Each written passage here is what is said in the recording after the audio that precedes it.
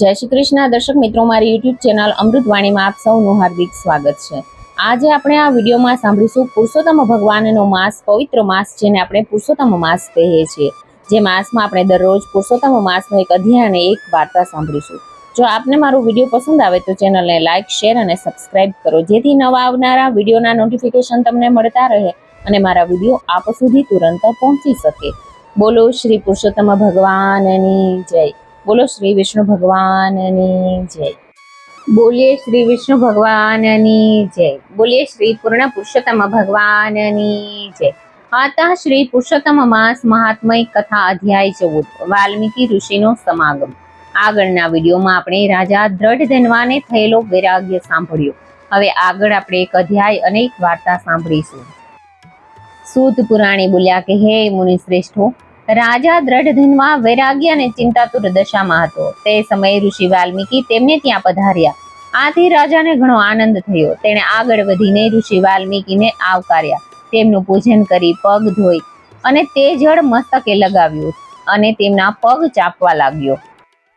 પછી રાજા અને વાલ્મીકી સત્સંગ કરવા લાગ્યા। વાલ્મીકીએ રાજા દ્રઢધન્વાને ઉદાસીમાં દીઠા, તેથી તેમણે તેની ઉદાસીનું કારણ પૂછતા રાજાએ જંગલમાં બનેલ ઘટના કહી સંભળાવી। પોપટનો કહેવાનો અર્થ શું છે તે પણ પૂછ્યું। ઉપરાંત જણાવ્યું કે મારી પાસે રાજ્ય છે, 4 પુત્રો છે, પત્ની છે, હાથી, ઘોડા, રથ આદિ અઢળક સમૃદ્ધિ છે। આ બધું મને ક્યાં પુણ્યના આધારે મળ્યું તે જણાવવા કૃપા કરો। આ બાબત જાણવા માટે મારું મન તલસી રહ્યું છે। વાલ્મીકી ઋષિ ભૂતકાળને જાણનારા તપસ્વી હતા। જીવ માત્રનો પૂર્વભાવ જાણવાની વિદ્યા તેમને સાધી હતી।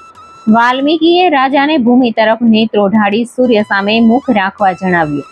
રાજાએ વાલ્મીકીની સૂચના મુજબ સૂર્ય તરફ મુખ રાખી ભૂમિ સામે જોવા માંડ્યું। વાલ્મીકીએ ધ્યાનમગ્ન બની પ્રાણાયામ કરી રાજાના પૂર્વભાવને કહેવાનું શરૂ કર્યું। હે રાજન, તું પૂર્વભાવમાં દ્રવિડ દેશમાં બ્રાહ્મણ કુટુંબમાં જન્મ્યો હતો। તારું નામ સુદેવ હતું। તે વખતે તે અગ્નિહોત્રાદિ યજ્ઞો કરી શ્રીહરિને પ્રસન્ન કર્યા હતા। તું ધાર્મિક વૃત્તિવાળો વિષ્ણુ પારાયણ હતો। તારી પત્નીનું નામ ગૌતમી હતું। તમને કોઈ સંતાન ન હોવાથી તું દુઃખી થતો હતો। આ બાબત તે પત્ની સમક્ષ કરી હતી। ગૌતમી સમજુ અને જ્ઞાની હતી। તેણે સુદેવને કહ્યું, તમે વિદ્વાન છો, સંતાનની લાલસા રાખી દુઃખી ન થાવ। જો સદભાગ્ય સદગુણી પુત્ર હોય તો કુળને તારે છે, પરંતુ કુપુત્ર હોય તો જીવનને ખારું ઝેર જેવું બનાવી દે છે। મારું કહેવું છે કે ચિંતા છોડી તમે પ્રભુનું ભક્તિભાવથી પૂજન અર્ચન કરો, તે તમારી ચિંતા દૂર કરશે। ભગવાન આપણી સામું પણ જોશે। ગૌતમીના આવા વચન સાંભળી સુદેવને આનંદ થયો। તે પોતાની પત્ની સાથે તાવરણી નદીના કિનારે ગયો। ત્યાં તેણે તપ આદર્યું। તે એક સાથે 4 દિવસના નકોરડા ઉપવાસ કરી 5મા દિવસે સૂકા પાંદડા અને જળનો આહાર કરવા લાગ્યો। આમ તપ કરતા વર્ષો વીતી ગયા। સુદેવના તપથી ભગવાન વિષ્ણુ પ્રસન્ન થયા। પછી ભગવાન વિષ્ણુ ગરુડ ઉપર બેસી તેમની પાસે આવ્યા। ત્યારે સુદેવ અને તેની પત્નીએ ઉમંગભેર ઊભા થઈ ભગવાન વિષ્ણુને પ્રણામ કર્યા। ઇતિ શ્રી બૃહન્નારદીય પુરાણીના પુરુષોત્તમ મહાત્મયનો વાલ્મીકી ઋષિનો સમાગમ નામનો 14મો અધ્યાય સંપૂર્ણ। જય શ્રી કૃષ્ણ, જય શ્રી વિષ્ણુ ભગવાન। હવે આ પુરુષોત્તમ માસમાં સાંભળવામાં આવતી વાર્તા સાંભળીશું। દેડકા દેવની વાર્તા।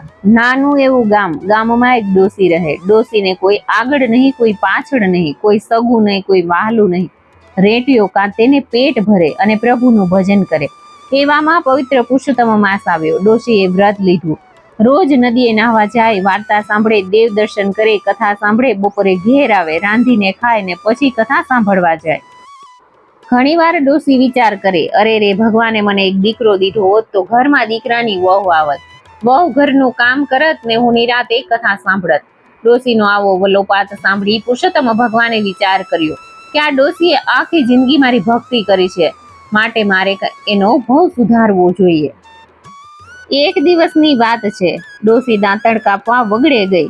દાંતણ કાપતા કાંટો વાગ્યો ને હાથ પર થયો ફોડલો। ડોશી મૂંઝાણી। એક હાથે કામ થાય નહીં, વળી નાહવાનું નિયમ એટલે નદીએ નાહવા જવું પડે। ફોડલામાં પાણી ભરાય ને પીડા વધતી જાય। ડોશી તો ભગવાનનું નામ લે અને પીડા સહન કરે। એક દિવસ ફોડલો ફૂટ્યો, 5 પરુના બદલે નીકળ્યો દેડકો। ડોશી તો આભી થઈ ગઈ। ત્યાં તો દેડકો ઘરમાં કૂદાકૂદ કરવા લાગ્યો। ડોશી તો હરખાવા લાગી। ઘરમાં કોઈ માણસ ન હોવાથી ડોસી ઘણી મૂંઝાતી, પણ આ દેડકો આવ્યા પછી ડોસીનું એકલાપણું મટ્યું. ડોસી તો દેડકા સાથે સુખ દુઃખની વાતો કરે, એને રમાડે જમાડે. દેડકો તો ડ્રાવ ડ્રાવ કરીને માથું હલાવે. ડોસીના હાથના ખોડલામાંથી દેડકો નીકળ્યો. દેડકો તો ડોસી સાથે એવો હળી મળી ગયો કે વાત ન પૂછો. ડોસી જ્યાં જાય ત્યાં દેડકાને ભેળો લઈ જાય, સગા દીકરાની જેમ રાખે. દેડકાને પથારી કરી દે, પારણીએ નાખે, હાલરડા ગાય, ક્યારેક વઢે પણ ખરા. જે મળે તેને દેડકાની વાત કરે. દીકરો મારો દેડકો નદીએ નાહવા જાય, દેવ દર્શન નીત કરે, જે આપું તે ખાય. ગામમાં ડોસી અને દેડકાની વાતો થવા લાગી. બધા એને દેડકાવાળી ડોસી કહેવા લાગ્યા. ઘણા દાંત કાઢે, મસ્કરી કરે, પણ ડોસી કોઈનું ન સાંભળતી. એ ભલીને એનો દેડકો ભલો. આમ કરતા પુરુષોત્તમ માસ પૂર્ણ થયો, પણ દેડકો રોજ પરોઢીએ નદીએ નાહવા જાય. એ તો પ્રભુ સ્વયં હતા. દેડકાનું ખોડિયું ઉતારીને અસલ સ્વરૂપ ધારણ કરીને સ્નાન કરે. સ્નાન કરીને પાછું દેડકાનું ખોડિયું ધારણ કરી લે. નદીના સામા કાંઠે રાજાનો મહેલ હતો. એક દિવસની વાત છે. રાજાની કુંવરી વહેલી જાગી ગઈ. ઝરૂખે આવીને જોયું તો એક દિવ્ય પુરુષને નદીમાં સ્નાન કરતો દીઠો. કુંવરી તો ભાન ભૂલી ગઈ. થોડી વારે દિવ્ય પુરુષ નદીમાંથી નીકળ્યો અને દેડકાનું ખોડિયું ધારણ કરીને ડ્રાવ ડ્રાવ કરતો ચાલ્યો ગયો. કુંવરીએ સંકલ્પ કર્યો કે પરણું તો આ દિવ્ય પુરુષને જ, બીજા મારે ભાઈ બાપ. પછી તો કુંવરી રોજ પરોઢી આવીને ઝરૂખે બેસે અને દિવ્ય પુરુષના દર્શન કરે. એક દિવસ કુંવરીનું માગું આવ્યું, પણ કુંવરીએ તો સ્પષ્ટ ના કહી દીધી કે પરણીશ તો ડોશીના દેડકા સાથે જ, જગતના બીજા પુરુષ મારે મન ભાઈ બાપ. રાજા રાણી મૂંઝાયા. દીકરીને દેડકા સાથે પરણાવે તો આબરૂ જાય, જગતમાં હાંસી થાય. શામ દામ દંડ ભેદ બધું અજમાવ્યું, પણ કુંવરી એકની બે ન થઈ. પરણું તો દેડકાને પરણો, નહીતર કુંવારી મરું. રાજા રાણીએ ડોસીને મહેલે બોલાવીને વાત કરી. ડોસી તો ગભરાણી, હાથ જોડીને કરગરવા લાગી કે આવી મસ્કરી ન કરો. ડોસીએ કુંવરીને પણ સમજાવી, પણ હઠ મૂકે તો એક કુંવરી શાની. આખરે ડોસીએ હા પાડી દીધી. ડોસી તો દેડકાનો ગોળ ખાઈને પાછી આવી. દેડકાને ખોડામાં લઈ વહાલથી બધી વાત કરી. વાત આખા ગામમાં ફેલાઈને લોકો હસવા લાગ્યા. બીજા દિવસે લગ્ન લેવાયા. દેડકો અને કુંવરી પરણી ઉતર્યા. રાજા રાણીએ એમને આશીર્વાદ દીધા. ડોસી વરઘોડિયાને લઈને ઝૂંપડીએ આવી.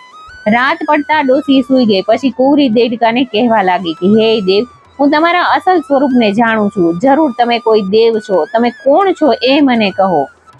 ત્યારે દેડકા સ્વરૂપે પ્રભુ બોલ્યા કે હે કુંવરી, તારા પિતા મહાયજ્ઞ કરે, સહસ્ત્ર ગાયોનું દાન કરી બ્રહ્મ ભોજન કરાવે તો હું અસલ સ્વરૂપમાં આવું. બીજા દિવસે કુંવરી તત્કાળ મહેલે ગઈ. પિતાને બધી વાત કરી. રાજાએ મહાયજ્ઞ આદર્યો, ગાયોના દાન દીધા, બ્રહ્મ ભોજન કરાવ્યું. શ્રીફળ હોમાતા જ દેડકામાંથી પુરુષોત્તમ પ્રભુ પ્રગટ થયા.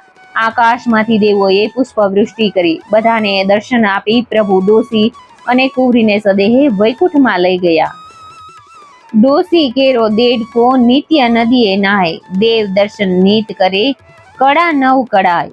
હે પૂર્ણ પુરુષોત્તમ પ્રભુ, તમે જેવા ડોસી અને કુંવરીને તાર્યા એવા સૌને તારજો. જય શ્રી વિષ્ણુ ભગવાન, જય શ્રી પૂર્ણ પુરુષોત્તમ ભગવાન. જો આપને મારો વિડીયો પસંદ આવ્યો હોય તો ફ્રેન્ડ્સ અને ફેમિલીમાં જરૂરથી શેર કરજો. જો આપ આ ચેનલમાં પહેલી વાર આવ્યા હોય તો ચેનલને સબસ્ક્રાઇબ કરી દેજો. હવે આગળના વિડીયોમાં આપણે એક અધ્યાય અને એક વાર્તા સાંભળીશું. મને સાંભળવા માટે ધન્યવાદ.